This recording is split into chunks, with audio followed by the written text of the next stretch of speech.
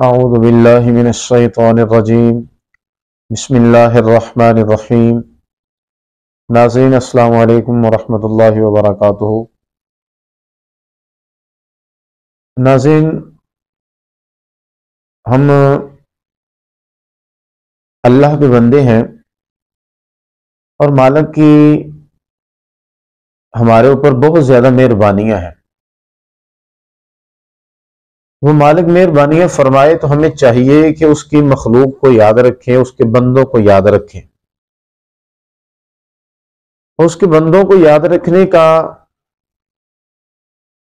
معاملہ اس طرح ہے کہ ہمیں جو ہے ان کی ضروریات کا، جس کو اللہ نے زیادہ وسعت عطا فرمائی ہے، وہ اللہ کے بندوں کا اتنا زیادہ خیال رکھے۔ اللہ کے ہاں بڑی قدر ہے اس بندے کی کہ جو کسی ٹوٹے ہوئے دل کا سہارا بنتا ہے، کسی کو سکون جو ہے وہ دے دیتا ہے۔ وہ کسی زاویے سے بھی سکون جو ہے وہ بچائے، اس کو علاج معالجہ کرانے میں، اس کو اگر وہ حقدار ہے تو اس کو کپڑا جو ہے وہ لے کے دینے میں، کسی بھی زاویے سے بندہ جو ہے وہ کسی کے سکون کا سبب بنے تو میرے مالک کے ہاں اس کی بڑی قدر ہے۔ لیکن ہمیشہ یہ بات یاد رکھیں کہ اپنے مالک کی راہ پہ مال جب آپ نے خرچ کرنا ہے تو مال آپ کا جو ہے وہ صحیح ہونا چاہیے، پوری محبت کے ساتھ۔ آپ کسی کو جو ہے وہ حقیر سمجھ کے کوئی کم تر چیز جو ہے وہ نہ دیں۔ اللہ تعالیٰ قرآن کریم میں فرماتا ہے کہ لن تنالوا البر حتى تنفقوا مما تحبون، کہ تم ہرگز نیکی کو جو ہے وہ نہیں حاصل کر سکتے جب تک تم اپنی پیاری چیز جو ہے وہ راہ خدا پہ نہیں دیتے۔ میں یہاں پہ ایک واقعہ عرض کرتا ہوں۔ ایک نوجوان تھا، وہ حضرت خواجہ سلیمان تونسوی رحمۃ اللہ علیہ آپ کی بارگاہ میں گیا اور وہ مرید ہونے کے لیے گیا تھا۔ تو جب وہاں پہ پہنچا تو اس نے کہا حضرت مجھے کوئی نصیحت فرمائے۔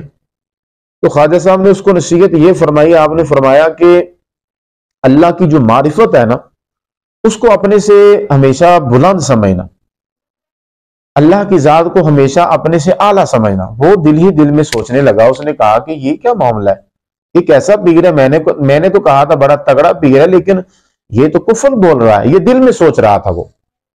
اس نے کہا حضرت کیا فرمایا آپ نے؟ آپ نے فرمایا میں نے کہا کہ اللہ کو اپنے سے بلند سمجھنا۔ وہ کہنے لگا حضرت یہ بھی کوئی معاملہ ہے کہ اللہ کو ہر بندہ اپنے سے بلندی سمجھتا ہے؟ آپ نے فرمایا میں نے آپ کو نصیحت کی ہے، اور بیچارہ آگے سے کچھ کہہ نہیں سکتا تھا کیونکہ وہاں پہ آپ کے مرید بیٹھے ہوئے تھے۔ خیر خاموشی کے ساتھ جو ہے دور سے آیا تھا، وہاں پہ رات رہا۔ جب رات رکا تو اب صبح ہو گئی، تو حضرت نے اس کے لیے ناشتہ جو ہے وہ بھیجا۔ اب ناشتے کے اندر رات کی باسی روٹی بھی تھی، باسی سالن بھی تھا، اور اس کے علاوہ تازہ روٹی بھی تھی، پراٹھے تھے اور مکھن وغیرہ، شہد وغیرہ، جو بھی بہترین یعنی کھانا بھی تھا اور رات کا باسی بھی تھا۔ اب کیا ہوا، جب اس کے سامنے کھانا پہنچا تو دروازے کے اوپر جو ہے وہ دستک ہوئی۔ کسی مانگنے والے نے سوال کرنے والے نے آ کے سوال کیا کہ اللہ کے نام پہ کچھ کھانے کو دو۔ اب اس نے کیا کیا، اس نے نا وہ رات کی جو باسی روٹی تھی وہ اٹھائی اور سالن جو ہے وہ اٹھا کے وہ دے دیا فقیر کو۔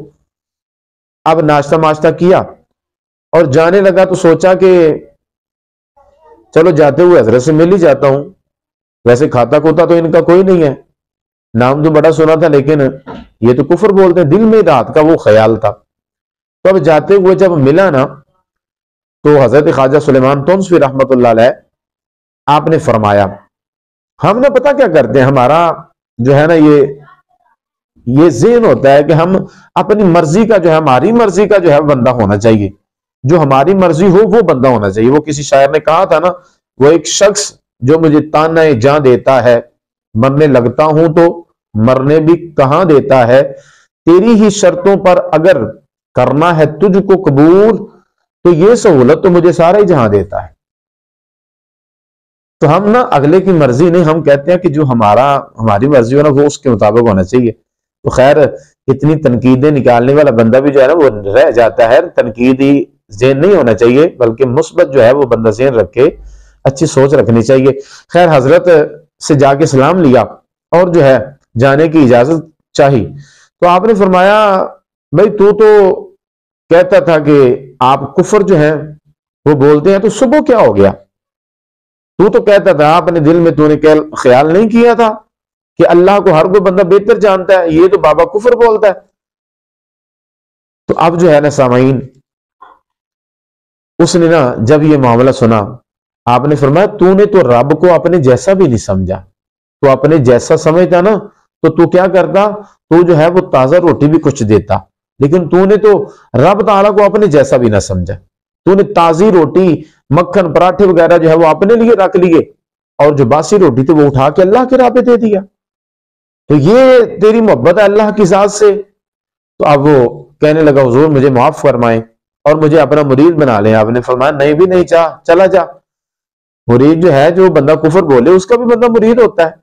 میں تو رات کفر بول رہا تھا تیرے خیال کے مطابق، تو اب تو کہتا ہے مجھے مرید کر لو، جل چلا جا۔ تو بات یہ ہے کہ صاحبو، اس سے پتہ یہ چلتا ہے کہ ہم دعویٰ کرتے ہیں یہی کہ ہم رب تعالیٰ کے ساتھ پیار کرتے ہیں، لیکن جب راہ خدا پہ مال دینے کی باری آتی ہے، پھر ہم ردی مال، حقیر مال جو ہے جس کی ہماری نظر کے اندر کوئی وقت نہیں ہوتی، اور جس کو ہے اگر ہم قرآن فرماتا ہے ایسا مال اللہ کی راہ پہ دو جسے تم پسند کرتے ہو، جسے تم لینے میں آر محسوس کرو، وہ راہ خدا پہ مال نہیں دینا چاہیے۔ تو اچھا مال جب راہ خدا پہ دیں گے تو پھر مالک کی بارگاہ سے کیا ہوگا؟ انعام و اکرام ہمارے اوپر زیادہ برسیں گے۔ وہ وعدہ فرماتا ہے کہ میں تمہیں دوں گا، تو انشاءاللہ وہ دیتا ہے۔ اللہ تعالیٰ ہمارے حال پہ رحم فرمائے، اللہ ہمیں اپنی راہ پہ صحیح مال اور پوری محبت کے ساتھ خرچ کرنے کی توفیق عنایت فرمائے۔ آمین ثم آمین بجاہ